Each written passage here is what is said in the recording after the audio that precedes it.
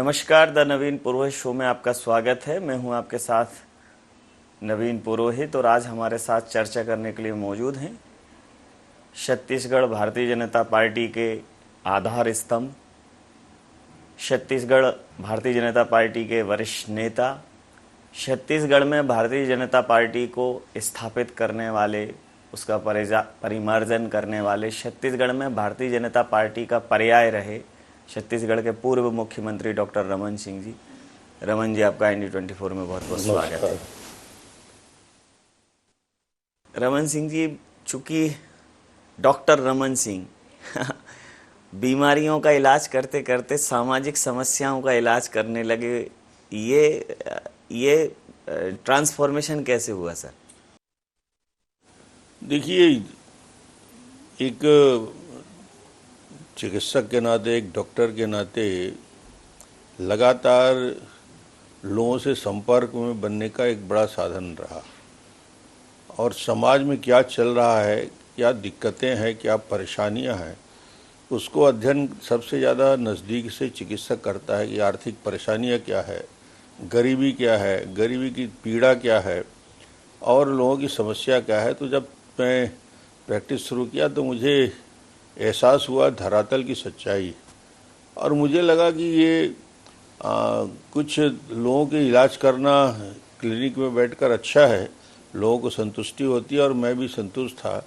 और मुझे लगा कि एक व्यापक फील्ड है जिसमें जो हम आज सोच रहे हैं एक डॉक्टर के नाते कि ये मदद किया जा सकता है, इनके जीवन में परिवर्तन लाया जा सकता है, तो उसके लिए एक बड़ा कैनवास चाहिए और उसके लिए चाहिए कि कहीं न कहीं लोगों के बीच संपर्क करें। पॉलिटिक्स में सीधा आने का मतलब ये नहीं था कि विधायक मुख्यमंत्री बनना। सामान्य एक जिस वार्ड में मैं प्रैक्टिस करता था, लोगों की पीड़ा से जुड़ा हुआ था, उस वार्ड के लोगों ने प्रस्ताव किया कि जब वार्ड में आप बैठते हो और 12 घंटे यहीं आपकी उपस्थिति होती है, तो वार्ड के पार्षद का चुनाव था, कवर्धा के वार्ड नंबर 9, जिसमें भारतीय जनता पार्टी के युवा मोर्चा के काम करते करते लोगों ने मुझे कहा कि इस वार्ड की समस्या का बेहतर समाधान भी होगा और आपका काम भी चलेगा और आपको प्रैक्टिस छोड़ने की ज़रूरत भी नहीं है। तो वहाँ से शुरुआत होती है। एक पार्षद के रूप में मैंने राजनीतिक जीवन की शुरुआत की और बहुत कुछ सीखा। पार्षद के रूप में समस्याओं को देखने का नज़दीक से एक बहुत बड़ा अवसर मिला। जी, आपको सिर्फ डॉक्टर रमन सिंह के नाम से नहीं, सनीचर डॉक्टर के नाम से भी जाना जाता था, तो वो एकदम नाम कैसे पड़ा? एक संघ का प्रकल्प था, जी जी, सेवाभावी संगठन के माध्यम से कि गरीब बस्तियों में जहाँ अनुसूचित जाति जनजाति के लोग रहते हैं, जी, जहाँ चिकित्सकों की कमी है, क्यों ना एक प्रोजेक्ट शुरू किया जाए। और वहाँ जहाँ देवारलों का मोहल्ला था, जहाँ काफ़ी गरीब लोग रहते थे, उस वार्ड में मुझे प्रस्ताव दिया गया कि कम से कम आप बाकी दिन प्रैक्टिस करें मगर एक दिन नियत तय करें। और कवर्धा के हमारे प्रमुख लोगों ने इस पर निर्णय लिया। तो वहाँ से मैंने शुरुआत किया बहुत छोटे रूप में। शनिवार को मैं मुफ्त इलाज करता था, गरीबों के बैठ के उनकी दवाई 5-7 दिन का देता था। और दवाई भी फ्री में? दवाई भी फ्री रहता था। कुछ लोगों से मेडिसिन मिल जाता था। कुछ शहर के 1000-2000 लोग थे जो 10-10 रुपया उस समय दिया करते थे और वही कलेक्ट करते थे, वही मेडिसिन का पैसा देते थे। मेडिकल शॉप वाले भी वहाँ के लिए मेडिसिन काफ़ी देते थे, लोगों से मिलता था। तो वो एक शुरुआत हुई छोटे से। एक डिब्बे में बैठकर किसी ने डिब्बा डोनेट कर दिया था और बाद में उसका स्वरूप बदला, फिर भवन बना, फिर वहाँ इलाज की व्यवस्था हम लोगों ने की और अब तो आसपास के 10-15 गांव के लोग वहाँ से जुड़े हुए हैं। तो मैंने शुरुआत तो शनिवार को मैं बैठता था, तो डॉक्टर रमन के नाम से गांव वाले तो नहीं जानते थे, सनीचर डॉक्टर का नाम मुझे दिया गया और प्रेम से बोलते थे कि डॉक्टर आए कि नहीं, तो पूछते भी थे छत्तीसगढ़ी भाषा में। तो वो एक पब्लिक के बीच और व्यापक रूप से जाने का अवसर मिला। शनिवार को दरिद्र नारायण की सेवा करते करते, वैसे शनिदेव को न्याय का देवता बोलते हैं, तो आपको एक बहुत लंबे समय तक मध्य प्रदेश छत्तीसगढ़ के पटल पर आपके देदीप्यमान कार्यकाल के लिए लोग याद कर रहे हैं, करते रहेंगे।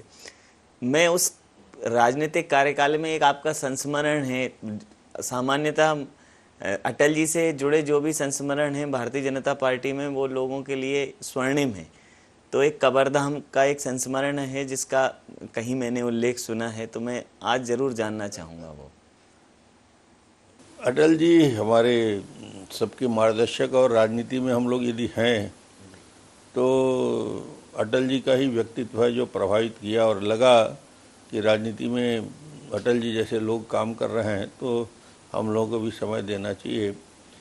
युवा मोर्चा का उस समय मैं अध्यक्ष हुआ करता था कवर्धा में, और अटल जी और आरिफ बेग जी जबलपुर की यात्रा में निकल रहे थे। उस समय गाड़ियां रहती थी, पुरानी गाड़ियां, उसमें सफ़र कर रहे थे।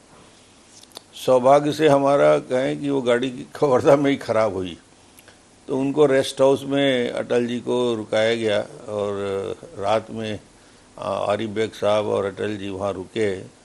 तो हम लोगों के युवकों के मन में ये विषय आया कि क्यों न अटल जी रुके हैं और सुबह निकलेंगे, तो उनसे प्रस्ताव किया जाए कि छोटी सभा हो जाए। तो हम लोग 5-7 युवक हिम्मत करके अटल जी के पास गए और आग्रह किया कि आज आप आ गए हैं छत्तीसगढ़ कवर्धा में, तो जाते जाते जब आप निकलेंगे तो एक सभा हो जाए कवर्धा के गांधी चौक मैदान में। उन्होंने कहा मैं 7 बजे निकलने वाला हूँ, और सुबह 7 बजे सभा संभव नहीं है, इसलिए अगली बार देखेंगे। तो मैंने मुंह से मेरा निकला 7 बजे ही क्यों नहीं सभा कर लें, तो सुबह 7 बजे। तो आरिफ बेग से उन्होंने पूछा, देखो ये 7 बजे सुबह सभा की बात कर रहा है, तो मुझसे पूछे कि कितने लोग रहेंगे। वो भी मजाक के मूड में थे, गंभीरता से नहीं ले रहे थे, मजाक के मूड में थे। बोले कितने लोग रहेंगे मिस्टर, नाम तो नहीं जानते थे। तो मैंने कहा भयानक भीड़ होगी साहब। तो जब भयानक शब्द सुने तो आरिफ बेग से बोले जब भयानक भीड़ होगी तो फिर जाने में खतरा है। तो फिर बोले अच्छा ऐसा करो, मैं उधर से निकलूँगा और रास्ते में जहाँ तुम बोल रहे हो उधर से निकलूँगा, वो मैदान में यदि लोग रहेंगे 10-50 लोग, उस समय तो यही बात रहती थी, तो मैं रुक जाऊंगा, और नहीं तो मैं सीधा निकल जाऊंगा। बिल्कुल रास्ते में ही है वो चौक जी। हम लोग रात भर मेहनत किए, और 7 तो नहीं 8 बजे जब वो निकले तो पूरा मैदान, अटल जी का नाम, तो 8 बजे पूरा मैदान खचाखच भरा हुआ था। क्या क्या वो कितना क्राउड रहा होगा? पूरा मैदान जो था, गांधी चौक जो था, वो कवर्धा का सबसे प्रसिद्ध मैदान जहाँ सभाएं होती थी पहले, वो पूरा भरा हुआ था। तो उधर से निकले और रोके, जो 5 मिनट के लिए रुकूंगा बोले थे, करीब करीब 20-25 मिनट अटल जी का मार्गदर्शन सुनने को मिला। आरिफ बेग भी अपनी 5 मिनट बोले। तो ये जीवन के लिए एक ऐसा संस्मरण कि अटल जी कितने बड़े नेता थे, मगर दिल उनका कितना विशाल था कि एक छोटा कार्यकर्ता मंडल का अध्यक्ष के आग्रह पे अपने शेड्यूल पूरा चेंज नहीं करना, ये अटल जी का ही बड़कपन था कि उन्होंने समय दिया। और कवर्धा के लोग आज भी याद करते हैं कि अटल जी की सभा कवर्धा में हुई थी, और वो भी सुबह 8:15 बजे सवेरे सभा हुई थी। वो हमारे जीवन के लिए एक बहुत बड़े स्मरणीय क्षण है। जी जी। अटल जी को उस युवक का वो अंदाज जो आज डॉक्टर रमन सिंह के नाम से जाना जाता है, इस कदर भाग्य कि जब वो केंद्र में आए तो फिर आपको उन्होंने मंत्रिमंडल में भी लिया। हुआ क्या कि जब राजनांदगांव लोकसभा सीट की बात आई और राजनांदगांव में इलेक्शन में कौन खड़ा हो, तो सभी लोगों ने, राजनांदगांव के लोगों ने तय किया कि मोतीलाल वोरा जी जो एक्स चीफ मिनिस्टर रहे हैं, लगातार गवर्नर रहे हैं, राष्ट्रीय स्तर पे नेतृत्व किया है। उनका व्यक्तित्व, और मैं एक विधायक मध्य प्रदेश से 90 से 98 से विधायक था, इतनी मेरी पहचान थी, और वो भी कवर्धा कॉन्स्टिट्यूंसी मेरी थी। तो वहाँ बातचीत चली, चर्चा चली, तो एक प्रश्न पूछा गया बैठक में, कुशाभाऊ ठाकरे जीवित थे, उन्होंने कहा कि राजनांदगांव सीट बेहतर तरीके से कौन लड़ सकता है, और उनका प्रश्न यह था कि बेहतर हार कौन सकता है, जो घबराएगा नहीं, रोएगा नहीं, भागेगा नहीं। तो मैंने कहा अच्छे से लड़ने की बात हम गारंटी दे सकते हैं, यदि भारतीय जनता पार्टी प्रत्याशी बनाते हैं लड़ेंगे। अब जीत हार के बारे में वोरा जी हैं तो कहना कठिन है कि कैसे उनसे मुकाबला होगा, मुझे मालूम नहीं, मगर हिम्मत से लड़ेंगे। और वो किस्मत से वो सीट मिल गई, मैं चुनाव लड़ा और वो लोकसभा चुनाव में जीत गया। तो जब लोकसभा जीत गया तो दिल्ली में मैं कुशाभाऊ ठाकरे जी के साथ अटल जी के आशीर्वाद लेने गया। तो जब मैंने पैर छुए तो उसी समय कुशाभाऊ ने याद दिलाया, ये डॉक्टर रमन है, राजनांदगांव से जीत के आया है और दिग्गज को हरा के आया है। तो उसी समय कंधे में हाथ मारा और बोले तुमको सज़ा मिलेगी। और मैं समझ नहीं पाया कि क्या सज़ा मिलेगी। मंत्रिमंडल में पहले, शपथ के पहले केंद्रीय मंत्रिमंडल में मुझे स्थान मिला, जबकि मैं पहली बार जीत के गया था। 5 बार 7 बार जीतने वाले ना जाने कितने सांसद थे, और मुझे मंत्रिमंडल में अटल जी के रहने का सौभाग्य मिला, और पहले मंत्रिमंडल के पहले दिन ही मुझे ओथ लेना पड़ा। तो ये अटल जी को उस घटना से मुझे नहीं मालूम, मगर अटल जी के मन में रहा कि वो कठिन सीट जीत के आया है, इसलिए शायद ये अवसर दिया। और अगर मैं छत्तीसगढ़ और मध्य प्रदेश के विभाजन की बात करूं तो अगर पहला चुनाव छत्तीसगढ़ के दृष्टिकोण से देखें तो 2003 ही था, जिसमें छत्तीसगढ़ की जनता ने एक इलेक्टेड चीफ मिनिस्टर को चुना। तो 2003 में एकदम पार्टी को क्या ऐसा लगा कि नहीं, अभी इस छत्तीसगढ़ का नेतृत्व जो है वो डॉक्टर रमन सिंह ही कर सकते हैं, छत्तीसगढ़ के बेहतर इलाज के लिए इनसे उपयुक्त कोई व्यक्ति? दिल्ली में बैठक हुई जिसमें माननीय अडवाणी जी थे, कुशाभाऊ ठाकरे जी बैठे थे और वेंकैया नायडू जी थे, बाकी वरिष्ठ नेतागण थे। तो तय हुआ कि छत्तीसगढ़ कौन जाएगा, और छत्तीसगढ़ जाने के लिए केंद्रीय मंत्रिमंडल में हमारे 2-3 साथी भी थे, मैं भी था, या किसके प्रदेश अध्यक्ष बनाया जाए। तो मुझसे बुला के पूछा गया कि छत्तीसगढ़ जाना है तो प्रदेश अध्यक्ष बन के तो इस्तीफा देने को तैयार हो कि नहीं। और जैसे ही अडवाणी जी मुझे बुलाए, मुझे लग गया था कि शायद चर्चा चल रही है कि प्रदेश अध्यक्ष किसे बनाया जाए। तो मैंने कहा मैं इस्तीफा देने को तैयार हूँ केंद्रीय मंत्रिमंडल से, और मुझे अध्यक्ष बनाए ना बनाए मैं छत्तीसगढ़ जाने को तैयार हूँ, जो दायित्व आप देंगे मैं उसका निर्वहन करूँगा। और उसी दिन निर्णय हो गया कि मुझे प्रदेश अध्यक्ष बनना है, और 2003 में मैं केंद्रीय मंत्रिमंडल से इस्तीफा देके छत्तीसगढ़ आ गया और प्रदेश अध्यक्ष की जवाबदारी सौंपी गई, और फिर आगे जो हुआ वो तो लोग जानते हैं। 15 साल के एक ऐतिहासिक कार्यकाल के बाद मध्य प्रदेश और छत्तीसगढ़ दोनों में कांग्रेस को एक बाईबैक मिला और कांग्रेस की वापसी हुई। मध्य प्रदेश में तो जो भी घटनाक्रम रहा, कांग्रेस पदच्युत हो गई वापस से।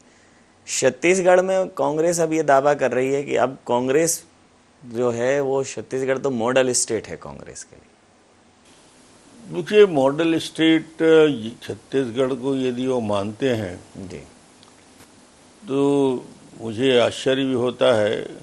और जो हालात छत्तीसगढ़ के बनाए हैं पिछले 4-4.5 साल में, जिस प्रकार करप्शन बढ़ा है, खुलेआम यदि कहीं पे इनकम टैक्स डिपार्टमेंट और ईडी पहुंचती है और 400-500 करोड़ रुपया के मामले पकड़ में आता है, कोयले पे 25 रुपया प्रति टन की खुलेआम दलाली ली जा रही है, नदियों की नदियाँ बेचा जा रहा है, रेत में खुलेआम पूरे हिंदुस्तान छत्तीसगढ़ का रेत जा रहा है। कोयले की कालिख तो छत्तीसगढ़ को बड़ा कलंकित कर रही है। इसका जो है जगह जगह रिपोर्टिंग हो रही है इसको लेके। तो जैसे कोयले को लेकर आपने कहा, तो क्या उसमें सरकार की तरफ से नज़रअंदाज किया जा रहा है, क्या अनदेखी की जा रही है? कोयले में खुलेआम वसूली हो रही है पैसे की, और सरकार के संरक्षण में सरकार के द्वारा मुख्यमंत्री की जानकारी में हो रहा है। और ये पूरा फंड जितना भी इलेक्शन होते हैं उसके मैनेजमेंट के लिए। इसलिए मैं बार बार इस बात को बोलता हूँ कि भूपेश की भूमिका केंद्रीय नेतृत्व के लिए एटीएम से ज़्यादा नहीं है। जब केंद्र में चुनाव होते हैं, राज्य में चुनाव होते हैं, छत्तीसगढ़ से पैसे की वसूली होती है, और ये अवैध वसूली रेत कोयले से आ रहा है, रेत से आ रहा है, और शराब 30% से ज़्यादा शराब खुलेआम अवैध रूप से बेचने का काम हो रहा है। छत्तीसगढ़ की छवि जो बनी है पूरे देश के अंदर, एक ऐसे राज्य के रूप में जहाँ लूट है, जहाँ भ्रष्टाचार है। और ये तो ऊपर लेवल की बात बता रहा हूँ, नीचे स्तर में भी, यानी हिंदुस्तान में शायद छत्तीसगढ़ अकेला राज्य होगा जहाँ कलेक्टर और एसपी के पोस्टिंग के लिए ऑक्शन होता है, बोलियां लगाई जाती हैं। ये हिंदुस्तान में कहीं भी ब्यूरोक्रेट्स इस स्तर तक नहीं पहुंचा होगा जो छत्तीसगढ़ में दुर्भाग्य से पहुंचा है। तो पूरे के पूरे पीढ़ियों को एक प्रकार से भ्रष्ट करने का काम हुआ है। तो मुझे लगता है कि छत्तीसगढ़ और छत्तीसगढ़ के सरकार की उपलब्धि सिर्फ यही है कि ज़्यादा से ज़्यादा पैसा दिल्ली पहुंचाए।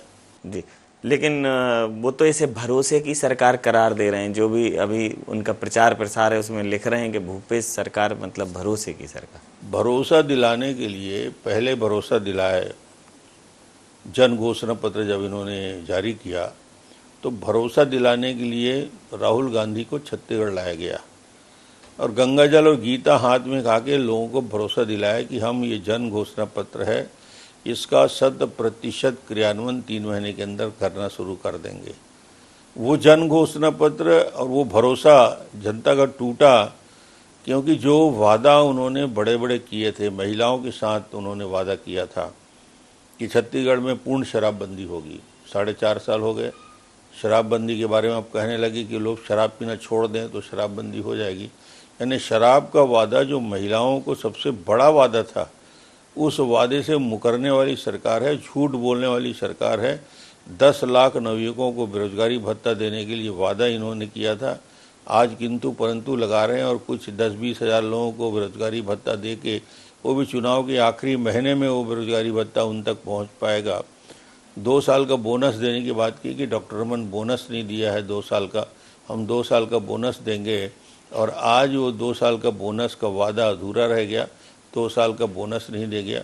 वृद्धावस्था, विकलांग पेंशन, निराश्रित पेंशन, जितने भी कर्मचारी हैं, कॉन्ट्रैक्ट जितने भी कर्मचारी हैं जो संविदा पे है, जिनको दैनिक वेतन भोगी कर्मचारी हैं, सबको वादा किया था कि इन कर्मचारियों को रेगुलर किया जाएगा। आज वो सारे सड़क में हैं, आंदोलन कर रहे हैं, उन्हें आज तक रेगुलर नहीं किया। अब भरोसा दिलाने के लिए भाई के सामने भरोसा दिलाया था, अब बहन को, प्रियंका को लाके जगदलपुर में भरोसा दिलाने के लिए सम्मेलन करते हैं लाखों लोगों के सामने। तो जब एक विश्वास टूटा है, फिर दूसरा विश्वास खंडित करने के लिए और उस झूठे वादे को सच साबित करने के लिए प्रियंका के सामने जनता को फिर से भरोसा दिलाने का प्रयास कर रहे हैं। मगर काट की हंडी एक बार चढ़ती है, दोबारा नहीं। ये अगर देखा जाए तो बड़ा गांधी परिवार की आंखों के तारे बने हुए हैं। राहुल, प्रियंका जी, कांग्रेस का महासम्मेलन भी कांग्रेस यहाँ करती है, तो एक तरीके से लैंडिंग प्लेटफॉर्म बन गया है छत्तीसगढ़ कांग्रेस के लिए। बिल्कुल, छत्तीसगढ़ का पूरा शोषण हो रहा है। छत्तीसगढ़ के यहाँ राज्यसभा के 2 सदस्य यदि चुन के आते हैं तो छत्तीसगढ़ के नहीं चुन के आते। राज्यसभा में 2 लोगों को यदि भेजा जाता है तो वो सोनिया गांधी के कहने से छत्तीसगढ़ के बाहर के लोगों को राज्यसभा भेजा जाता है।